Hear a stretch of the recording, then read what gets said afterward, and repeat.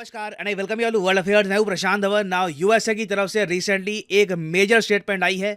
USA ने अब recommend किया है, एक्चुअली यूएसए की जो चाइना सेलेक्ट कमेटी है, इनके यूएस हाउस की मतलब यूएस पार्लियामेंट की जो एक बहुत ही इंपॉर्टेंट कमेटी है, इसने रिकमेंडेशन दे दी है कि इंडिया को अब नेटो प्लस का मेंबर बनाने का समय आ चुका है। और बहुत ज़्यादा बड़ी रिकमेंडेशन है इनकी। इनके हिसाब से इंडिया के बिना नेटो प्लस ज़्यादा इफेक्टिव नहीं रहेगा इंडो पैसिफिक में।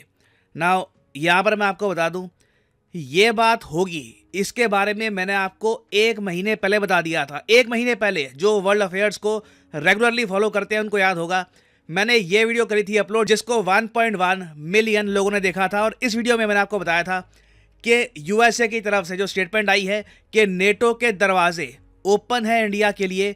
तो क्या इसका मतलब ये है कि इंडिया ऑफिशियली नेटो को ज्वाइन कर लेगा?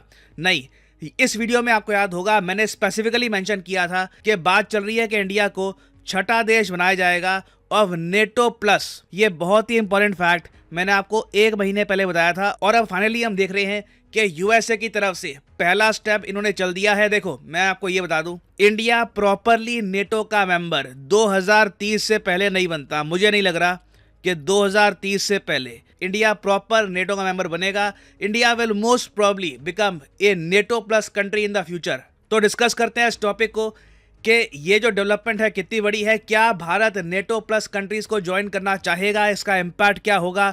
बहुत कुछ आपको जानने को मिलेगा। मगर आगे बढ़ने से पहले आपसे क्वेश्चन पूछूंगा। क्वेश्चन ये है कि यूएसए ने एक डिफेंस कोऑपरेशन एग्रीमेंट साइन किया है हाल ही में किस कंट्री के साथ? ये कंट्री बहुत ही ज़्यादा न्यूज़ में है। मैंने कई वीडियोस में आपको इस कंट्री के बारे में बताया है। ये है यहाँ पे आपकी ऑप्शन: म्यांमार, पपुआ न्यू गिनी, ऑस्ट्रेलिया या फिर सोलोमन आइलैंड्स। कमेंट सेक्शन में करिए उत्तर। सही आंसर मैं आपको दूंगा वीडियो के एंड में।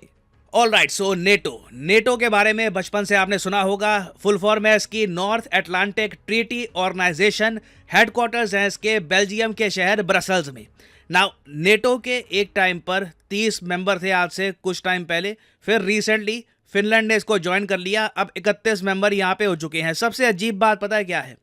नेटो को बनाया गया था वर्ल्ड वॉर 2 के बाद, और फिर पिछले मैं कहूँगा 10 साल में ना कई कंट्रीज ने फील किया कि नेटो अब आउटडेटेड हो चुका है, शायद नेटो की आवश्यकता हमको पड़ेगी नहीं। मुझे याद है डोनाल्ड ट्रंप ने काफ़ी बार ये कहा था कि नेटो आउटडेटेड है, नेटो की शायद आवश्यकता हमको पड़ेगी नहीं। बट मैं यहाँ पर ये कहूँगा कि रशिया जो रिसेंटली फंस गया यूक्रेन में, देखो रशिया ने यूक्रेन की इन्वेजन को सोचा कि बहुत ही आसान होगा, आराम से ये आधा यूक्रेन तो कब्जा लेंगे। मगर यूक्रेन ने जो रेजिस्टेंस दिखाई है उसके बाद एक के बाद एक नेटो कंट्रीज लगातार वेपन सप्लाई कर रहे हैं यूक्रेन को पैसा, उसके अलावा टैंक्स, आर्टिलरी, सब कुछ सेंड किया गया ताकि यूक्रेन रशिया को रेजिस्ट कर पाए। और काफ़ी हद तक आप कहोगे नेटो सक्सेसफुल रहा है।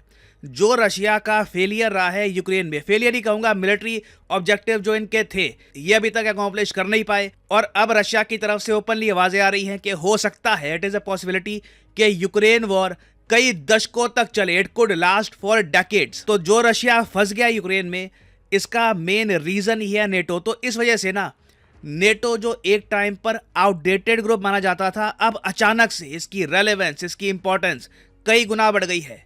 और इसलिए अब नेटो धीरे धीरे इंडो पैसिफिक में एक्सपैंड करना चाहता है। यहाँ पे आप देख पाओगे नेटो की जो ऑफिशियल वेबसाइट है, इसका आपको लिंक दिखा रहा हूँ।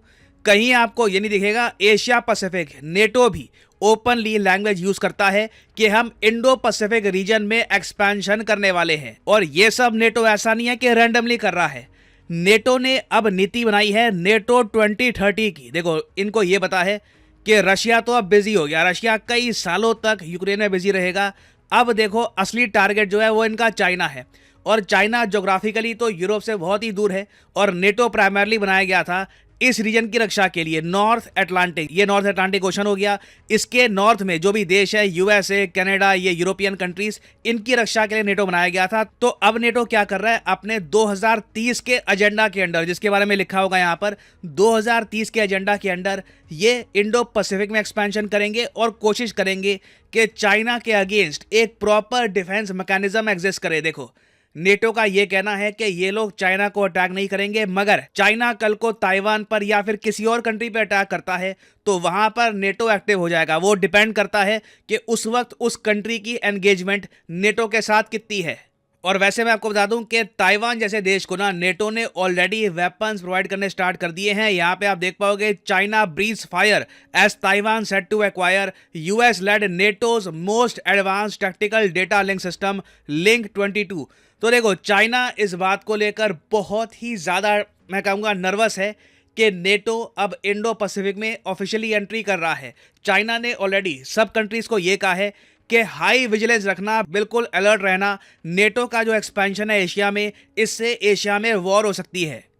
मगर चाइना ने रिसेंटली जो अग्रेशन दिखाया है इंडिया के अगेंस्ट, ताइवान के अगेंस्ट, इवन जापान के आसपास भी मिसाइल इन्होंने गिर दिए थे।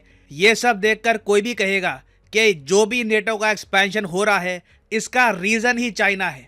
चाइना अगर इतना अग्रेसिवली अपने आसपास के कंट्रीज़ को ना धमकाता तो मुझे लगता नहीं है कि नेटो एक्सपेंशन का ज़्यादा स्कोप यहाँ पर बचता। बट नेटो अब एक्सपैंड कर रहा है।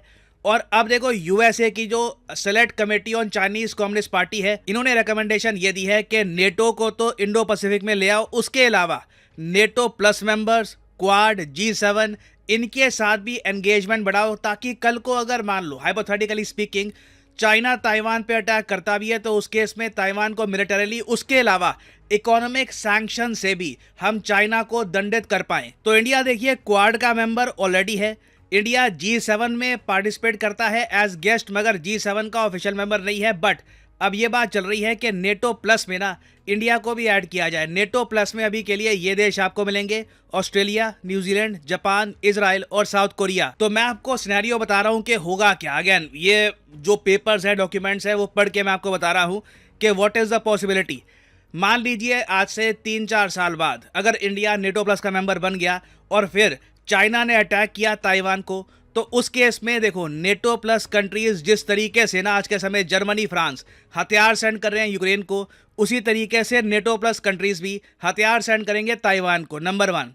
उसके अलावा पॉसिबिलिटी ये भी है कि उस टाइम यूएस इंडिया पर प्रेशर ये भी डाले कि चाइना पर सैंक्शन लगाओ, मतलब कि चाइना से तुम कुछ परचेज नहीं करोगे, चाइना से जो ट्रेड रिलेशंस है इसमें रिस्ट्रिक्शंस आएंगी। और ना सिर्फ इंडिया, बाकी जो आसपास के देश हैं उन पर भी ये प्रेशर आएगा। और उस वक्त कोशिश की जाएगी कि चाइना को एटलीस्ट सदर्न पार्ट से, देखो ऊपर तो नॉर्थ में रशिया है, यहाँ पर कुछ हो नहीं सकता, मगर इस एरिया से ना चाइना को कंप्लीट इकोनॉमिक ब्लॉकेड फेस करना पड़े। उसके अलावा देखो नेटो प्लस में कोई ये प्रावधान नहीं है कि कल को यूएसए पे अटैक होता है या फिर ताइवान पे अटैक होता है तो इंडिया को भी वॉर करनी पड़ेगी। वॉर का अभी तक कोई प्रावधान यहाँ पर दिख नहीं रहा। वॉर की स्थिति जो है ना वो भी तब आती है जब पहली बार तो इंडिया नेटो को ज्वाइन कर ले, उसके अलावा चाइना डायरेक्टली एक नेटो कंट्री को फिर अटैक भी कर दे, चाहे वो उस वक्त ताइवान हो, जापान हो या फिर कोई और कंट्री भी हो सकता है। तो यूएसए की कमेटी ने रिकमेंडेशन दे दी है।